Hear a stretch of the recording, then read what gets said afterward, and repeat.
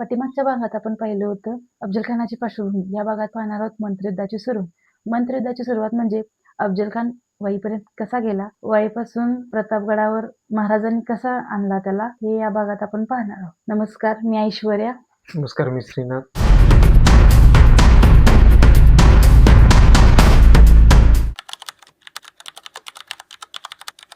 तर मग अफजल खान कोणत्या मार्गाने आला आणि तो किती सैन्य घेऊन आला होता? जसं आपण मागच्या भागात पाहिलं की अफजल खान विजापूरवरून निघाले त्यानं पहिल्या दिवशी विजापूरच्या बाहेरच तळ ठोकला आणि त्यात त्याचा फतेलष्कर नावाचा हत्ती मेला. आदिलशाहनं आपल्या बहिणीतला हत्ती त्याला दिला. हे सगळं बघितलं. लष्कराचा आकडा म्हणशील तर वेगवेगळ्या संदर्भात वेगवेगळे आकडा लिहिलाय, पण आपण तारिकेनुसार जर बघितला तर 10,000चं घोडदळ आणि तेवढ्याच ताकदीचं पायदळ तो घेऊन आलेला. ग्रँडफनं 5,000 आणि 7,000चा आकडा लिहिला आहे. ज्यानं ते सैन्य दिले त्याच्याच रेकॉर्डनुसार बघितलं तर 10,000 आणि 12,000च्या आसपास घोडदळ आणि पायदळ दिलेलं. आणि मार्ग म्हणशील तर मार्ग असा होता की तो विजापूरवरून निघाला. इथं आपण आता आपल्या व्ह्युअर्सला स्क्रीनवर मी मॅप थ्रू दाखवतो. विजापूरवरून निघालाय. विजापूरवरून डायरेक्ट विटा मार्गे तो विटा रहिमतपूर मार्गे वाईला येऊ शकत होता, पण तो तसा आला नाही. तो गेला विजापूरवरनं सोलापूरवरून तुळजापूरला काय ते मी आता पुढे सांगतो.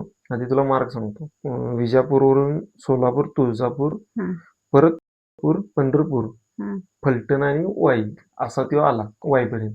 तर तुळजापूर म्हणजे भोसले घराण्याचं आणि म्हणजे संपूर्ण महाराष्ट्राचं आराध्य कुलदैवत तुळजाभवानी. म्हणजे अफजल खान ज्यावेळेस विजापूरवरून निघाला ते प्रॉपर प्लॅनिंगनं निघालेला की शिवाजी महाराजांना कसंही करून त्याला ओपन फील्डला आणायचं होतं. मग सुरुवात म्हणजे जसं सगळ्यांना माहिती आहे त्या काळी सुद्धा ते फेमस होते की शिवाजी महाराज हे धर्मासाठी लढत होते, न्यायासाठी लढत होते. मग सुरुवात त्यानं कशी केली की तो गेला तुळजापूरला त्यानं मूर्तीला तोशीच दिली. मूर्ती जात्यात घालून रगडली असा उल्लेख आहे सभासद बकरीमध्ये. पण म्हणजे काही इतिहासकारांचं असं सुद्धा म्हणणं आहे की ती ओरिजिनल मूर्ती नसावी.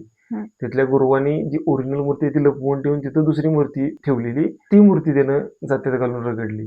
कारण की भोसले घराण्याचं कुलदैवत असल्यामुळं त्याला वाटलं की शिवाजी महाराज रागाला येऊन म्हणजे अटॅक करतील आणि ओपन फील्डवर फाईट होईल आणि आपण त्यांना नामोहरण करू. पण शिवाजी महाराज काय म्हणजे अटॅक केला नाही, तिने संयमाची भूमिका ठेवली. तिथनं तो निघाला परत सोलापूर मार्गे पंढरपूरला आला. पंढरपूरला सुद्धा त्यानं म्हणजे पंढरपूर देवस्थानाला सुद्धा त्रास दिला. म्हणजे तुळजापूरची भवानी आई असेल किंवा पंढरपूरचा विठोबा असेल, हे नेहमीच महाराष्ट्रासाठी दोन जिव्हाळ्याचा विषय राहिलेला आहे. त्या दोन म्हणजे देवस्थानांना हात घातला तर शिवाजी बाहेर येऊन काहीतरी अटॅक करेल असं त्याला अजून सुद्धा वाटत होतं. पण तसं काही झालं नाही. शिवाजी महाराजांनी संयमाची भूमिका ठेवली, अटॅक केलाच नाही. तिथनं तो निघाला आणि तो आला फलटणला आल्यानंतर आता ह्याच्या देवदेवतावर हात घालून झालं किंवा अटॅक करणं म्हणजे ते मग त्यानं इमोशनल कार्ड काढलं. ते म्हणजे शिवाजी महाराजांच्या पत्नी महाराणी सईबाई यांचे बंधू बजाजी निंबाळकर यांना त्यांना अटॅक केलं. बरं, असंही नव्हतं की बजाजी निंबाळकर हे शिवाजी महाराजांच्या बाजूने लढत होतं किंवा ते शिवाजी महाराजांनी सहकार्य करत होतं. मुळात निंबाळकर घरानंच हे शिवाजी महाराजांना सपोर्ट करत नव्हतं. ते ऍक्च्युली आदिलशाही सरदार होते. पण अफजल खान एवढा अंदाज झालेला शिवाजी महाराजांनी पकडायसाठी, जसं तो बोललेला की चढ्या घोड्यानीची पकडून आणतो, त्याला काही सुचलंच नाही. त्यानं ना आपलं बघितलं ना परकं बघितलं. त्यानं डायरेक्ट बजाजी निंबाळकरांना अटक केली. त्यात तो दोन गोष्टी करू शकतो, म्हणजे दोन गोष्टी करायची शक्यता होती. एक म्हणजे बजाजी निंबाळकरांना तो ठार तर मारणार होता ही एक शक्यता होती, किंवा त्यांचं मुस्लिम धर्मात धर्मांतर करणार होता, किंवा दोन्ही. धर्मांतर करून सुद्धा नंतर मारू शकला होता. तो अफजल खान होता. त्याचा काय करेल कुणाचा काय भरोसा, त्याचा भरोसाच नव्हता. मग शिवाजी महाराजांनी काय केलं म्हणजे अफजल खानासोबत बाजी घोरपडे, पिलाजी शंकराजी मोहिते ही आलेली. तसंच त्यांच्यासोबत एक फलटणचं नाईकजी पांढरे म्हणून सुद्धा होते. त्यांचा बऱ्यापैकी दबदबा होता आदिलशाही दरबारात आणि अफजल खानापाशी पण त्याचं चांगलं वजन होतं. शिवाजी महाराजांनी त्यांच्यासोबत पत्रव्यवहार करून काय करता येते का हे बघून मग पांढरेंनी थोडंसं म्हणजे अफजल खानासोबत बोलणी केली की सोडून देऊया निंबाळकरांना. जर अफजल खान काहीतरी म्हणजे नायवय झाला असेल त्या दोघांच्यात. आता मात्र पांढरेंनी ते इगोवर घेतलं. ते म्हटले की आता मी यासनी सोडवूनच राहणार. मग मात्र 60,000 होऊन एवढ्या रकमेची जमानत भरून घेऊन मग निंबाळकरांना सोडवलेलं. त्यात सुद्धा ते 2 मारवाडी बंधू होते, बाबनभाई आणि दुसऱ्यांचं नाव आता मला आठवण झाले. त्या दोघांच्याकडून निंबाळकरांची वतनदारी गहाण ठेवून 60,000 होऊन भरून मग त्यांची सुटका केली. यावेळी सुद्धा शिवाजी महाराजांनी अगदी योग्य वेळी योग्य सोंगटी योग्य जागी ठेवली. मग आता मात्र जे अफजल खानला असा कॉन्फिडन्स वाटत गेला, की पहिली टीक म्हणजे मी याच्या देवदेवतांना हात घातला तरी ह्यो बाहेर आला नाही. मी याच्या पै पाहुण्यांना त्रास दिला तरी ह्यो बाहेर आला नाही. पुढनं ह्यो समोरनं पैशाची ऑफर द्यायला लागलाय. म्हणजे मी पैसे मागितले तेही ह्यानं दिलं. म्हणजे त्याला असं वाटायला लागलं, की हे काय म्हणजे शिवाजी खरंच भित्र आहे की काय असं वाटायला लागलं. मग इथनं झालं फलटणवरनं निघून तो आता आला वाईत. वाईत पोहोचेपर्यंत त्याला ऑलमोस्ट म्हणजे पावसाळा चालू झालेला. ही सुरुवात होती. मे जूनच्या आसपास तो वाईच्या जवळ येऊन बसला. जसा तो बसला वाईचं त्यानं रूपच पलटून टाकलं. म्हणजे सोबत आणलेलं बाजारबुणगे, व्यापारी, सैनिक यांच्या सकट म्हणजे अक्षरशः वाई शहराचं रूप पलाटलं. त्याला एक आता छावणी म्हणजे लष्करी छावणीचं रूप आलेलं. मग यात महाराजांची सैनिकी ताकद किती होती? महाराजांची सैनिकी ताकद म्हणजे तसा असा कुठं असा ठळक उल्लेख कुठंच असा नाही आहे. पण स्वराज्य हे नवीन होतं. मग तसं बघता जेवढं सैन्य अफजल खान घेऊन येत होता त्याच्यापेक्षा कमीच असणार आहे. म्हणजे 4-1 हजारचं घोडदळ असेल आणि 7 ते 8 हजार मॅक्स टू मॅक्स 10,000चं पायदळ असेल त्यावेळी. म्हणजे तसं बघता अफजल खानाच्या सैन्यासमोर निभाव लागावं एवढं मोठं सैन्य महाराजांच्याकडे त्यावेळी नव्हतं. पण नियोजन काय केलं होतं? म्हणजे पुढचं सगळं प्लॅनिंग. नियोजन म्हणजे काय केलं आता महाराजांच्या आधी अफजल खानानं वाईत आलेलं काय केलं की आपलं एक माणसं तर भरपूर होती त्याच्याकडे. त्यानं सगळ्यात सुरुवातीला पत्र पाठवायला चालू केली मावळमधल्या सगळ्या देशमुखांना. जशी पत्र गेली तसे खंडोजी खोपडे ज्यांना शिवाजी महाराजांनी मदत केलेली ते खंडोजी खोपडे येऊन अफजल खानाला मिळाला. खंडोजी खोपडे सोबत विठोजी हैबतराव सुद्धा येऊन मिळाला. ही 2 सरदार येऊन मिळाली. जसं खोपड्यांना आणि हैबतरावला फरमान गेलेलं अफजल खानाचं तसं फरमान कान्होजी जयदेंना सुद्धा गेलतं की शिवाजीचा नाश करा या आशयाचं ते पत्र आहे.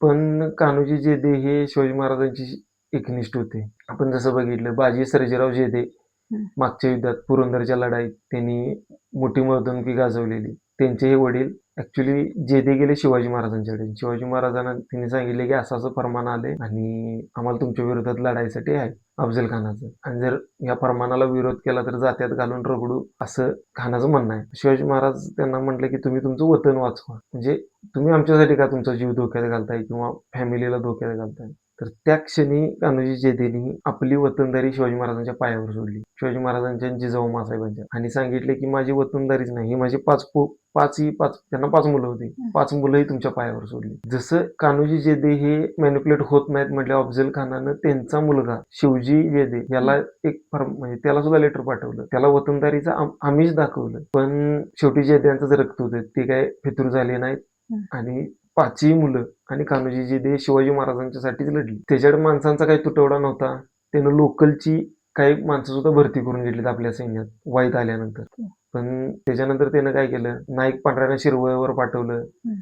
सिद्धी हिलाला पुणे प्रांतावर, इंदापूर, सुपे या भागावर आपण वेगवेगळे सरदार पाठवून त्यानं पुणे आणि स्वराज्याच्या आजूबाजूचा सगळा परिसर जिंकून घेतला. आणि आता त्यानं मात्र त्याचा हुकूमचा एक्का काढला तो म्हणजे होता त्याचा वकील कृष्णाजी भास्कर. त्या ठिकाणी कृष्णाजी भास्कर कुलकर्णी असं नाव येतंय. मे बी तो गाव कुलकर्णी असावं म्हणून ते येते. त्याचं आडनाव कुलकर्णी होतं का नाही या गोष्टीचं कुठेही असा ठोस पुरावा नाही. काही ठिकाणी तर त्याचं नाव सुद्धा चुकीचं लिहिलंय. तो कुलकर्णी होता का नाही, तो एका ठराविक कास्टचा होता काय, ह्यापेक्षा तो शत्रू होता एवढं महत्वाचं आहे. आणि मुळात त्याच्यावर एवढं डिस्कशन व्हावं एवढं तो मोठी हस्तीच नव्हतं. म्हणजे तो होपलेसच होता. मग तो एक लेटर घेऊन गेला शिवाजी महाराजांच्याकडे. म्हणजे लेटर कमी आणि ती धमकी जास्त होती. तुम्ही आता सिंहासनावर बसताय, न्यायदान करताय, चंद्रराव मोरेंची जावळी घेतली, ती जावळी त्याला परत द्या. आदिलशहाचा जो भाग मुघलांच्या करारात होत गेलेला मुघलांना तो तुम्ही काबीज केलाय तर तो मुघलांना परत द्या. या गोष्टीसाठी तो प्रेशर आणायला लागला.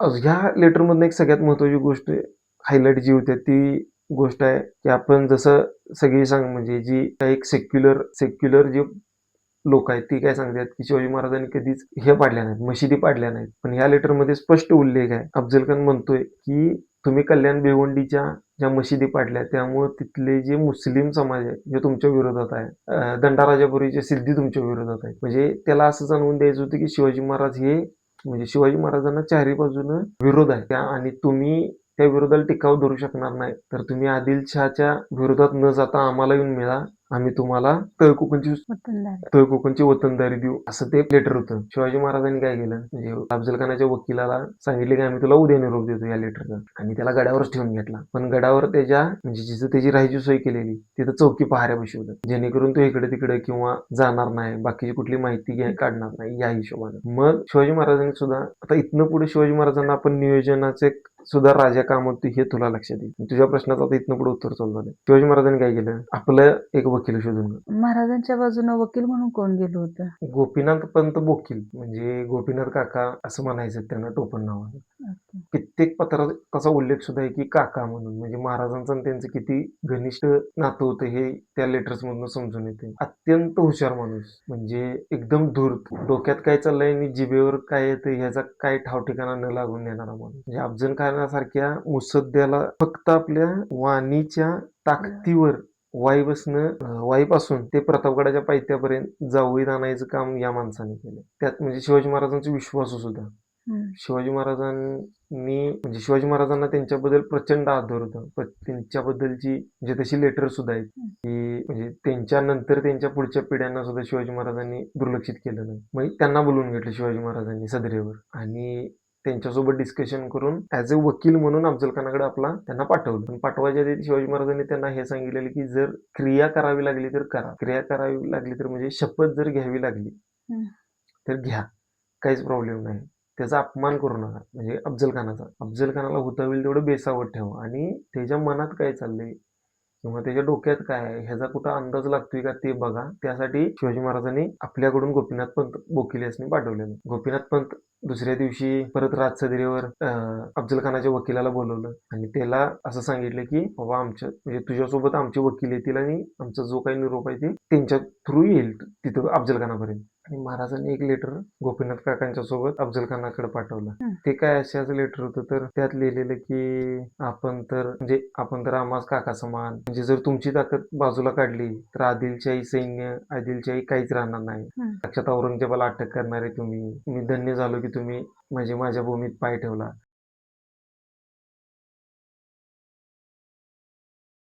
असं त्या जे शिवाजी महाराजांना असं जाणवून द्यायचं होतं की अफजल खानाला की मी घाबरलोय. ह्या लेटर सोबत तिने शिवाजी महाराजांनी अफजल खानाला म्हणजे वस्त्र सुद्धा भेट दिलेली. या गोष्टीत सुद्धा एक लक्ष देऊन बघितलं तर अफजल खानाने शिवाजी महाराजांसाठी काही भेटवस्तू पाठवली, पण शिवाजी महाराजांनी अफजल खानाला भेटवस्तू पाठवलेली. अफजल खानानं पण मग गोपीनाथ काकांना रात्रीचं ठेवून घेतलं, पण त्यानं काही चौक्या पहार बसवलं नव्हतं. मग गोपीनाथ काकांनी थोडीशी लाचलुचपत करून किंवा गोड बोलून माहिती काढून घेतली. त्यात त्यांना काय माहिती राहता लागली की शिवाजी हे माझे शब्द नाही आहेत, हे अफजल खानाच्या सोबत आलेल्या त्या सरदारांच्या पैकी कोणीतरी माहिती देताना गोपीनाथ काकांना असं बोलले, शिवाजी बडा हा हरामजादा आहे, गोड बोलून मारून टाकेल.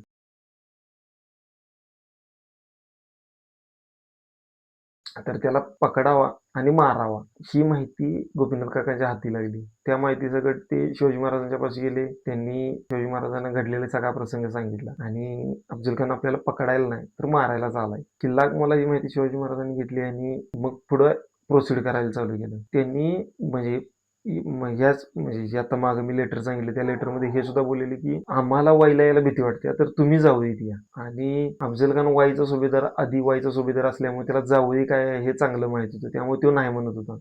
पण शिवाजी महाराजांनी परत गोपीनाथ काकांना वाईला पाठवलं आणि वाईत पाठवून त्यांनी त्यांच्याकरवी अफजल खानाला मनवायला परत ट्राय केला.